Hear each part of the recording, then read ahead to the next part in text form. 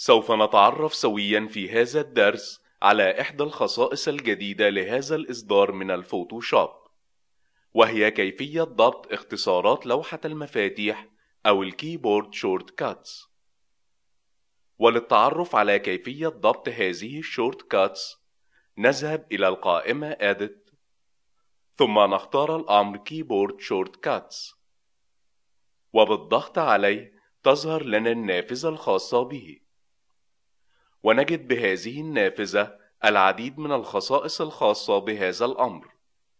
أولها وهو set، ونجد به الست التي نريد أن نتعامل معها، وعند الضغط على أي منها نجد الشورت كاتس الديفولت للفوتوشوب.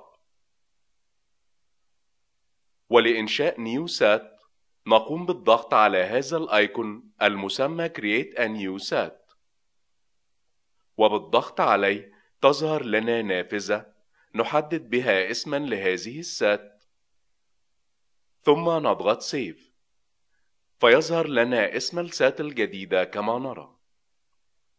ونلاحظ هنا أن هذه السات تحتوي أولا على الشورت كاتس الأساسية، ويفضل دائما ترك الشورت كاتس الأساسية كما هي، حيث أننا نستطيع التعامل معها من خلال كل الإصدارات الخاصة بالفوتوشوب. ونلاحظ أيضا أن أول جزء يظهر لنا هو الجزء الخاص بالأبليكيشن منيوز، وبأسفل كل منيو نجد الأوامر المندرجة أسفلها، كما نجد أيضا بجوار كل أمر الكيبورد شورت كات الخاصة به.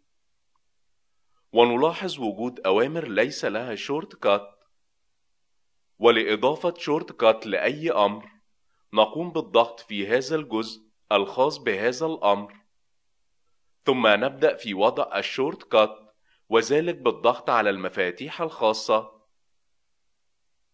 ولكن يجب أن نعلم هنا أن أي شورت كات يجب أن يسبقها الزر كنترول، فإذا أردنا وضع شورت كات للأمر المسمى Import PDF Image نقوم بالضغط على مفتاحي كنترول زائد مفتاح P من لوحة المفاتيح، فنلاحظ كتابة الشورت كات كما نرى. ولكن إذا تأملنا في هذا الجزء نلاحظ ظهور علامة التعجب مع ظهور رسالة تفيد بأن هذه الشورت كات مستخدمة من قبل، وذلك مع الأمر Print. وإذا قمنا بالضغط على OK سوف يتم إضافة هذه الشورت كات إلى الأمر PDF Image، وسوف يتم إلغاؤها تلقائيا مع الأمر Print. ولذلك نضغط على الزر Backspace لإلغاء الشورت كات، ثم نقوم بكتابة شورت كات جديدة، فمثلا نختار كنترول وشيفت وألت زائد مفتاح F. ونلاحظ هنا أننا استخدمنا عدد من الأزرار معا، ولكن يجب أن نعلم أنه لا يمكننا استخدام أكثر من حرف معا، ولذلك نستخدم مفاتيح كنترول وشيفت أو كنترول وألت أو كنترول وألت وشيفت مع اختيار أي حرف من لوحة المفاتيح.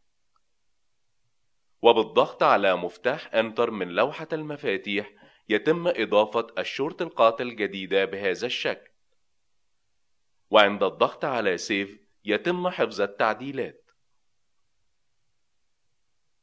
ونجد بالجزء المسمى Short Cuts 4 الأجزاء الأخرى للبرنامج مثل الباليت منيوز والتولز. نضغط الباليت منيوز فتظهر لنا أسماء الباليتس مثل الأكشن والبراشز وهكذا، وبالضغط على أي منها تظهر لنا كل الأوامر الخاصة بهذه الباليت. فمثلا إذا قمنا بالضغط على اللاير باليت تظهر لنا كل الأوامر التي نتعامل معها مثل نيو لاير وديليت لاير والعديد من الأوامر الأخرى. وبنفس الطريقة السابقة يمكننا إضافة كل الشورت كاتس التي نريد إضافتها. وبالضغط على أي منها نلاحظ ظهور هذه العلامة، والتي تقوم بتوضيح أن هذا الأمر موجود بالقائمة Layer.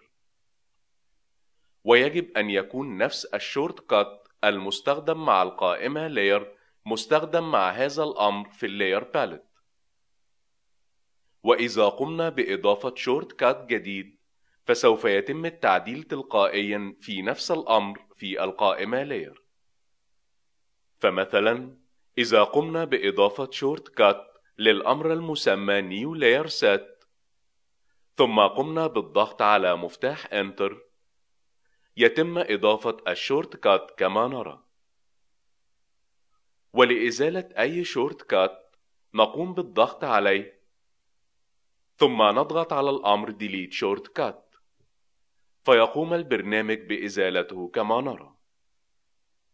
وبهذا نكون قد تعرفنا على كيفية التعامل مع الكيبورد شورت كاتس، وبالضغط على الزر OK يتم تنفيذ هذه الأوامر جميعا.